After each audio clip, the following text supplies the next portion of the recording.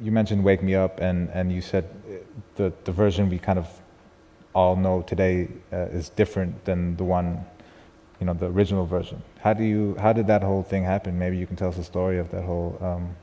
Of the Sure, song. yeah. A lot of my fans think it's strange that I would do a dance song, but I think so.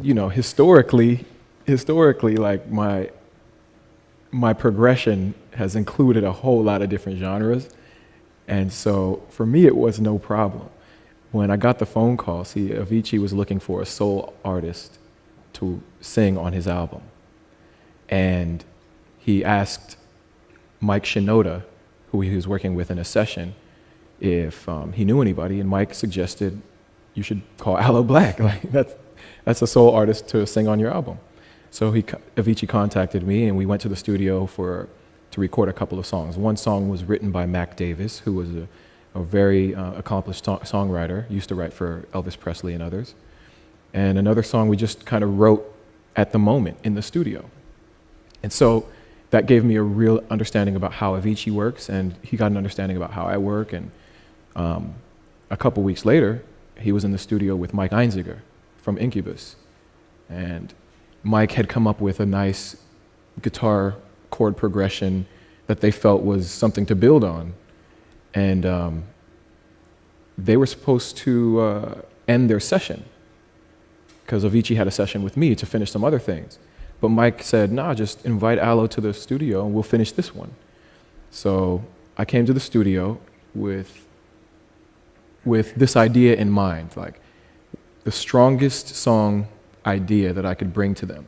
I don't remember the melody I had on the airplane, but I at least wrote down the lyrics. And this is something that I think is profound enough to bring to these two guys who I feel like are respected artists in their particular industry and genres. So I don't want to go to a studio session empty-handed. And I got to the session, and I'm sitting with Mike, and Avicii was like in the corner as Mike was on the guitar, and I just told him, what do you think of this? And he played the guitar, and I started singing a melody to what he was playing, right? Because for me, like almost any chord structure it's like a doorway to melody. And for some reason, I fall through that doorway with melodies, and then the melodies suggest words. But this time I already have the words. Mm-hmm. So that was half the battle. And I sang to him, "Wake me up when it's all over, when I'm wiser and I'm older." And he said, "That's great, that's fantastic." I said, "But I'm not sure about this other line. All this time I was finding myself. I didn't know I was lost." And he goes, "That's perfect. Like, just put it together. That's a great chorus." So I put it together, and that was the basic beginning of the song. Mm. I continued to finish writing the lyrics while Mike was recording his guitar into Pro Tools. So he's there recording his guitar into Pro Tools. I'm finishing the lyrics, and then all of a sudden, as soon as he was done recording, I was also done with my lyrics. And so I said, "Perfect, let's go in the booth." I went in the booth. I recorded the lyrics to what he had put into Pro Tools. And I did a bunch of different takes, and Avicii was like, "Okay, Aloe, I really like take number 3. Why don't you do that one again? Or I really like take number 7. There was something you did at the end. I want you to do that again."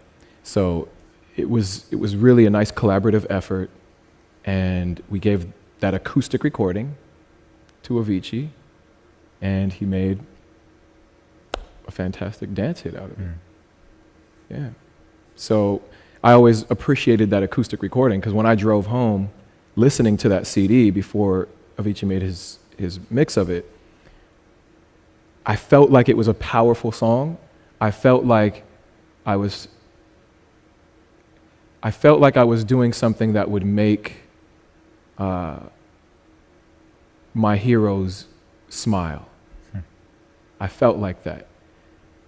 I didn't know if it would make them smile. I didn't know if it would make anybody else in the world smile. But when I'm making songs, I know if I feel good, that's all that matters.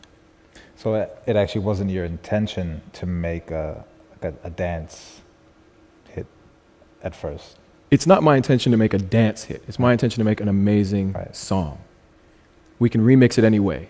We can do a salsa mix. We can do a reggae mix, which Avicii's done. We can do a broken beat mix or a house mix. And in this case, an acoustic song became a house mix. And that was the vehicle for the world to become aware of this song. Any other way, I don't know if it would have had that kind of presence, you know? What does "wake me up" mean? I mean, what do we need to be waking up from, and into what? What are we waking up to? Well, there are so many issues, but for me, the most important thing is harmony. We need to be woken up to be a more harmonious and loving people. And I know we all feel like we are. I feel like I am. But I feel like there are others who may be just a bit mistaken about how loving and harmonious they are. Namely, world leaders who are oppressing their people.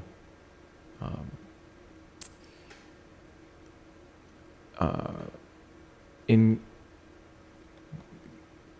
corporate leaders without compassion. I mean, there's a lot of things to be woken up about. And "Wake Me Up" for me, lyrically, is about living in a dream. I feel like my life is so good that I just get to sing every day and make people happy that I don't want to be woken up from this dream. But in a lot of ways, you can interpret a song in many different ways. And I chose visually to interpret it with, in my video, the struggle of immigrants in the United States specifically, but I know immigration is an issue around the world. You know, North Africans moving across the Mediterranean, Cubans moving in the Caribbean to Florida. It's happening everywhere. So I feel like regardless of what my interpretation is, there are many ways for us to see it.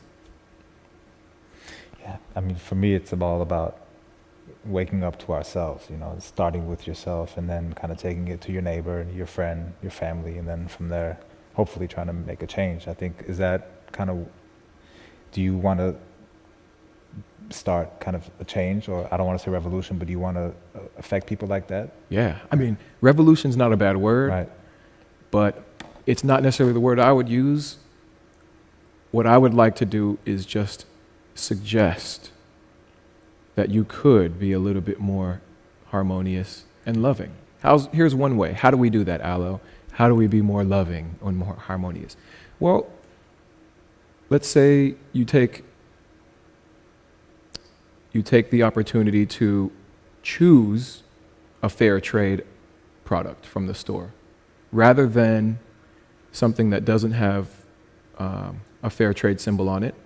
Because you know, if it's fair trade, at the very least, somebody's doing some work to identify in the supply chain that there's no slavery, that there's no abuse, that there's no issues in terms of the way that the product was made and delivered. I think that's one act that you can take to be more harmonious. Just one simple act. But it's definitely not easy. And you know, the marketplace doesn't make it easy for us to be fair to the rest of the world.